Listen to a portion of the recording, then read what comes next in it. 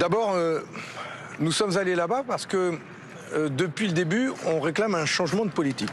On veut que ça change. Les Français veulent que ça change dans leur vie, que ça change pour leur pouvoir d'achat, que ça change pour leur retraite, que ça change pour leur service public. On veut ce changement. Et nous sommes venus le dire ici au président de la République pour dire qu'il faut un changement de politique.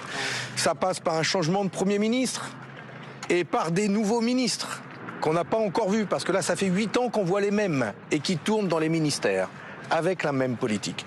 Et donc, nous avons exprimé avec insistance que la crise est grave et que donc, pour en sortir, il fallait accepter que sa politique soit remise en cause et qu'il y ait un changement pour le pouvoir d'achat des Français, pour la vie de tous les jours, un peu de justice fiscale quand même, que ce soit les riches qui payent et plus nos concitoyens, plus les travailleurs.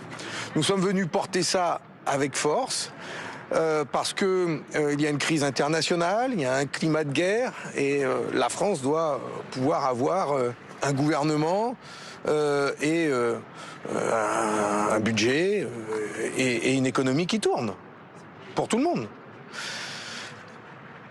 Et je regrette que dans les réponses du président de la République, nous n'ayons pas vu d'éclaircies, je dirais, pour être diplomate, pas d'éclaircies.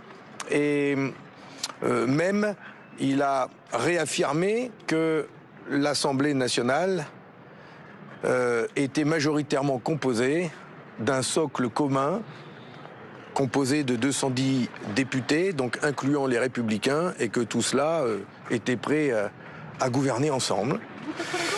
Et donc, je sais maintenant qu'il va travailler plutôt à la nomination d'un nouveau Premier ministre plutôt qu'à une dissolution. Et nous verrons bien ce qu'il annoncera dans les heures qui viennent, puisqu'il a dit qu'il s'exprimerait dans les heures qui viennent.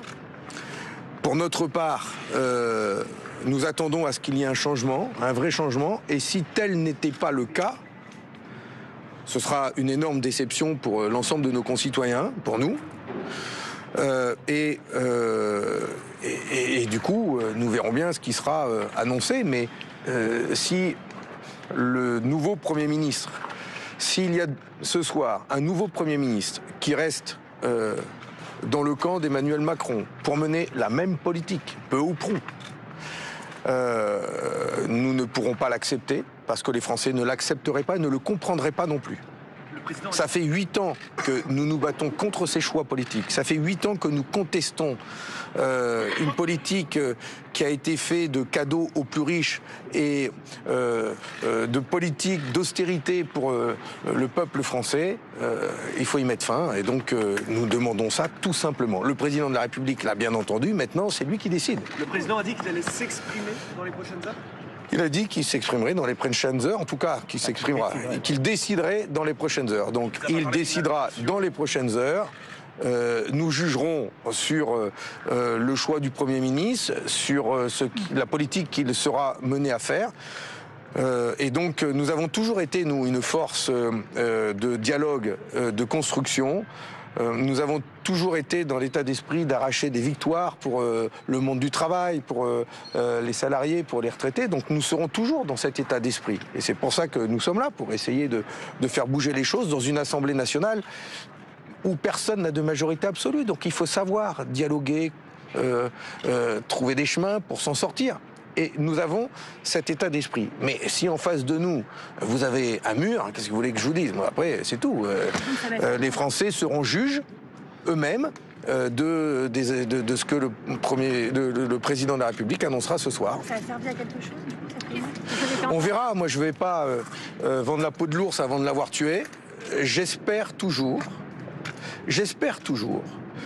que le président de la République va comprendre que nous sommes au bord d'une crise très grave et que face à cette crise, il y a besoin d'un changement de politique et qu'il nommera donc ce soir un Premier ministre de gauche qui aura la responsabilité d'aller travailler avec tous les groupes à l'Assemblée nationale prêts à travailler ensemble pour construire des majorités, donner un budget à la France, apporter des réponses aux urgences sociales, écologique de notre pays. Et donc, je veux garder cet espoir, parce que je veux rester optimiste et que je suis combatif et je me battrai toujours pour ça, dans cet esprit-là.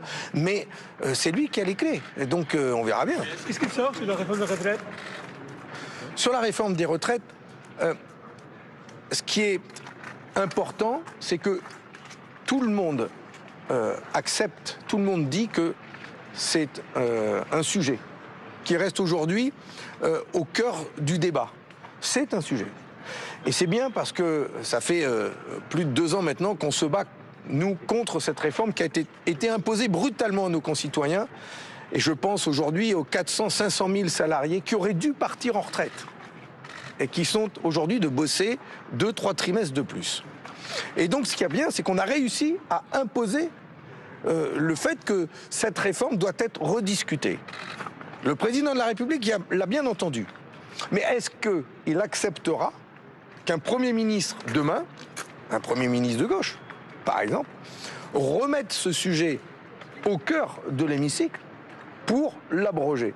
C'est lui qui a la réponse à cette question. Et ce sont les députés de sa majorité qui ont la réponse à la question.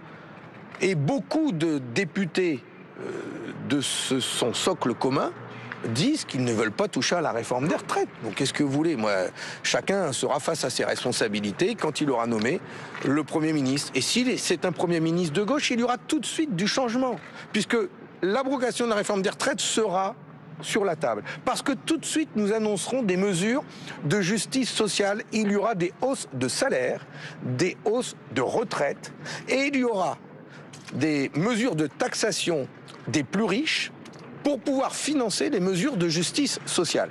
Si un Premier ministre est nommé ce soir, il y aura toujours, tout de suite, des mesures pour nos concitoyens, pour le monde du travail, pour nos services publics et pour abroger cette réforme des retraites.